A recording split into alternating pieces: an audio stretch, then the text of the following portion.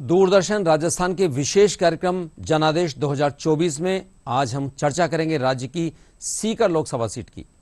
इस सीट पर भाजपा और विपक्षी गठबंधन से सीपीआईएम उम्मीदवार के बीच में सीधा मुकाबला है। यहां पर मतदाताओं ने मुद्दों के बारे में बेबाकी से अपनी राय रखी है। प्रस्तुत है एक रिपोर्ट।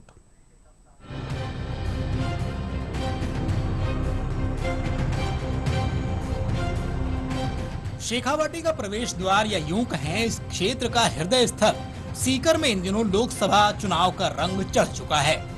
सीकर लोकसभा सीट पर पहले चरण में 19 अप्रैल को मतदान होना है। इस चुनाव को लेकर भाजपा, कांग्रेस सहित अन्य पार्टियां अपनी तैयारियों में जी जान से जुट गई हैं। अगर सीकर जिले के इतिहास और यहाँ की भौगोलिक स्थिति की बात करें तो सीकर पुरानी हवेलियों, किलों और वास्तुकला के लिए मशहूर है।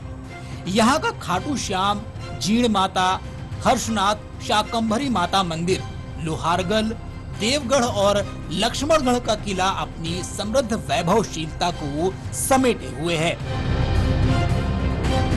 सीकर वीरों की भूमि होने के साथ ही शिक्षा के क्षेत्र में भी अपनी अलग पहचान रखता है।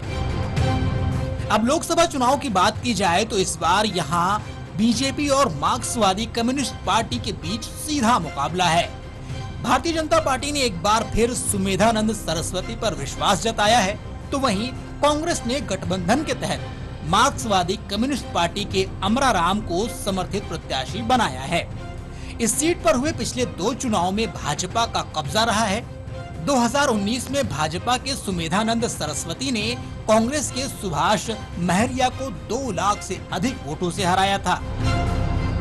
प्रत्येक तहसील हेडक्वार्टर के ऊपर स्टेडियम हो, गांव-गांव के अंदर जिम हो, वहां पर खेल के मैदान तैयार किए जाएं।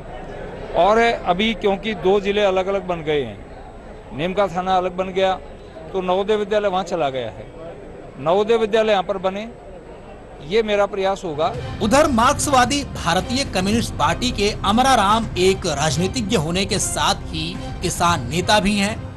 इसके अलावा अपनी पार्टी से राजस्थान विधानसभा में 1999 से 2013 तक विधायक रह चुके हैं। सीकर संसदीय क्षेत्र में आज बहुमत गांव और कस्बों में पीने के पानी के लिए भी तरस रहे हैं। 75 साल की आज़ादी के बाद किसान भाव के लिए, नौजवान रोजगार के लिए और आम जनता महंगाई से जिस तरह से लूट रही है, हमारा चुनाव होगा। इस सीट पर 1952 से लेकर अब तक हुए लोकसभा चुनाव पर नजर डालें तो यहाँ कांग्रेस ने 7 बार और भाजपा ने 5 बार जीत दर्ज की है। इसके अलावा 5 बार निर्दलीय और अन्य दलों का भी कब्जा रहा है। सीकर लोकसभा क्षेत्र में 8 विधानसभा आती हैं। इनमें लक्ष्मणगढ़, धोद, सीकर, दातारामगढ़, खंडेला, नीमका थाना, श्री माधोपुर और चोमू विधानसभा शामिल हैं।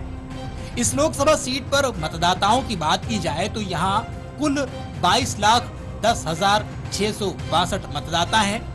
इनमें 11,53,469 पुरुष, 10,57,160 महिला और 13 थर्ड जेंडर मतदाता हैं। पिछले लोकसभा चुनाव में करीब 65.18% मतदान हुआ था। इस बार ज्यादा से ज्यादा मतदान के लिए निर्वाचन विभाग की ओर से स्वीप कार्यक्रम के तहत मतदाताओं को जागरूक करने के लिए विशेष प्रयास किए जा रहे हैं। जिला निर्वाचन अधिकारी कमर उल जमान चौधरी ने बताया कि सीकर लोकसभा क्षेत्र में 2080 मतदान केंद्र बनाए गए हैं। इनमें 415 संवेदनशील मतदान केंद्र हैं, जहां शांतिपूर्ण और भयमुक्त वातावरण में मतदान करने के लिए खास इंतजाम किए जा रहे हैं। ज़्यादा से ज़्यादा वोटर्स को हम मोटिवेट कर सकें और उनको वोट डालने के लिए कन्विंस कर सकें, उनको जागरूक कर सकें। उसके लिए कई सारी स्वीप गतिविधियां हम टेकअप कर रहे हैं, लोगों को जागरूक कर रहे हैं और प्रयास रहेगा कि ज़्यादा से ज़्यादा परसेंटेज में लोग वोट करें। अब इस चुनाव में मुद्दों पर नजर डालें तो यहाँ ज्यादातर इलाके डार्क जोन में होने के कारण पीने की पानी की समस्या मुख्य मुद्दा है। इसके अलावा यमुना का पर्याप्त पानी और प्याज उत्पादक किसानों के लिए बड़ी राहत देने की मांग की जा रही है। इसके साथ ही नवलगढ़ पुलिया को 4 लेन करने, महिला सुरक्षा, तारपुरा हवाई पट्टी को डोमेस्टिक एयरपोर्ट के रूप में विकसित करने और एम्स की सुविधा उपलब्ध कराने की मांग भी चुनावी मुद्दा बनी हुई है। सीकर जिले के अंदर पानी की समस्या है, उसकी पूर्ति की जाए। कई सालों से समस्या चल रही है। 4 लाइन पुलिया की बात हो गई, नवलगढ़ पुलिया जो पानी भराव की समस्या है, सबसे पहले उसका समाधान होना चाहिए। एक तो एम्स बने और एक IIT की संस्था खुले, ये सबसे बड़ा युवाओं की मांग है और ये सबसे बड़ा मुद्दा रहने वाला है। सीकर में अगर एयरपोर्ट बन जाता है तो इसके नए नए विकास के रास्ते खुलेंगे, लोगों को रोजगार मिलेगा। नहरी पानी जो पेयजल के लिए उपलब्ध हो गया है, उसी प्रकार से नहरी पानी जो है वो सिंचाई के लिए भी उपलब्ध होने से किसानों को भी राहत मिलेगी। हम बात करें प्रत्याशियों की तो सीकर की भाजपा प्रत्याशी की तरफ से सांसद सुमेधा सरस्वती को तीसरी बार उम्मीदवार घोषित किया गया है, तो वहीं कांग्रेस ने माकपा के साथ गठबंधन के साथ में अमराराम को इस बार चुनावी मैदान में उतारा गया है। सीकर की जनता कुछ ही दिनों बाद तय करेगी सीकर का सांसद कौन बनेगा। कैमरामैन लोकेश के साथ सुनील पारमल, DD न्यूज़ सीकर।